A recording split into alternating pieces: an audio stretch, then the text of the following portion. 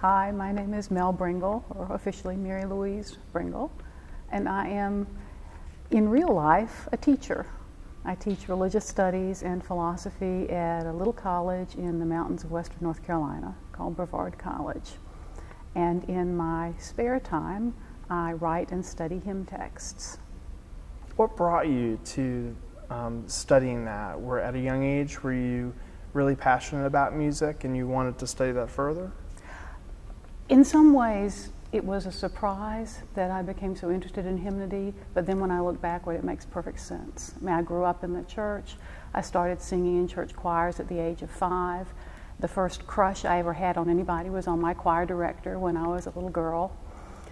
My father has a reputation for knowing the words to every hymn in the hymnal, and people in his old men's Bible class would always kid him that he never looked at the hymnal. My great-grandfather was a song leader in his church, and if he didn't like the way people were singing a hymn, he'd stop them and make them start over again. So I have a family history with hymnody, but it didn't occur to me to write hymns until I was really, maybe in my 40s, and a former student of mine asked me to write a hymn text for his wedding.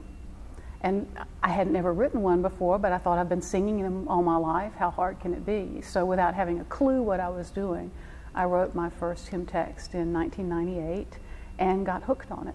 Absolutely love it. And from that point joined the Hymn Society in the United States and Canada, and in that way have stayed abreast of hymnal projects going on in the country. Neat. And so how did you first hear about this project? What brought you to this project? I heard about it through the Hymn Society. There are a number of different denominations that are in the process of creating new hymnals, and that's information that Hymn Society folks are interested in. So I learned that the United Methodists had started a project, the Community of Christ was working on a project, the Cooperative Baptists were creating a hymnal, and then lo and behold, my very own denomination, the PCUSA, was launching a project for a new hymnal. So I was very excited to learn about that. What about this process has been most exciting for you?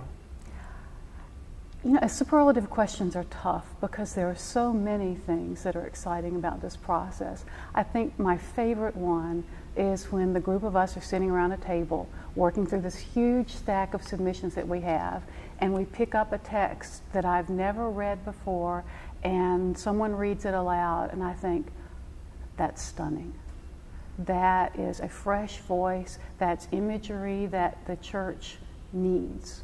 Or we sing something that I've never heard sung before, and it might be from the global church or from the contemporary tradition or from a composer who's working today, and we sing it and it comes to life and it moves me deeply, and I think, wow, we get to make this available to the church. Your response makes me just want to ask the question of what part of your life or faith journey is singing part of? How does it shape your faith journey? I think I'm like a lot of people, and I'll confess to it, that for me the really deeply affecting part of worship is the music. I may remember 3 sermons from my life that had a profound impact on me, but countless numbers of times it's been the organ prelude that has centered me in worship, or it's been the words of a hymn that have touched my heart, or it's been the sound of the people joining their voices. So yeah, that's what keeps me going back to church. What are your hopes for this project and what it might offer the church? What I truly hope is that this will be a unifying project. I think one of the saddest things going on in the church today is we have something we're calling worship wars. Is somehow we have to fight one another because our styles of praising and worshiping are different. So our big hope for this project is that people who like to sing contemporary music and find that moving and powerful can join voice with people who like to sing traditional hymnody and find that moving and powerful. There's no reason we should separate into factions because we praise differently. We should bring all our gifts together and praise together.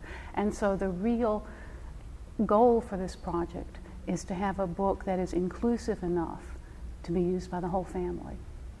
And is this the time? Why is this the time? Of course this is the time. This is unprecedented time. We have resources available to us that no hymnal committee has ever had before. we are more aware of what's going on with our sisters and brothers in Africa and Asia and Latin America, and really have the opportunity to learn their songs so that we're singing together. There is a new burgeoning of music in the contemporary music industry. There are more English language hymns that have been written in the past 40 years than in the entire history of English language hymnody. We have such a wealth of materials that no church has ever had before. And so the opportunity that this hymnal committee has is to try to broker that, to bring out the best of the best and to make it available to our denomination. If you had a chance to talk to the whole church about this project, what would you say? I would say, one, it's a lot harder than they would possibly imagine, that they would have no clue how much good material there is that we are working through. And the decisions are hard. It really is complex. I think, we've had hundreds of people send us material that they have written or that they love, and I'm sure many of them will be disappointed that those things don't get into the book. But when you read and sing through hymn after hymn after hymn, it's very difficult to pick the one out of 30 that will go forward. So I would like for people to appreciate the challenge there, but I'd also like for them to be excited that there really are new hymns that will move them and excite them, at the same time as there are old hymns that they have loved since their childhood that we will continue to sing.